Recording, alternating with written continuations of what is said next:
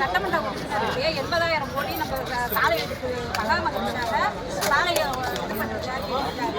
ஒட்டையூர்ல இருந்து 1வது வார்டில் மகாமகம் கொடுக்குறாங்க. அதுக்கு சட்டமன்றத்தில் பேசியிருக்காரு. இலவச கல்வி கொடுத்துருக்குறாங்க. கணவர் கலைஞர் கணவர் முடிஞ்சிச்சுன்னா பேக் பண்ணிருங்க.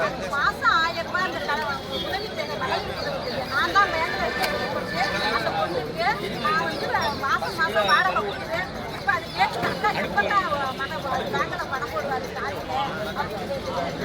ஸ்டாலின் ஜெயிச்சோன்னா உனக்கு அந்த பணத்தை போடுவார். ஸ்டாலின் ஜெயிச்சோன்னா உனக்கு அந்த பணம் வரும் அப்படின்னு சொன்னாங்க.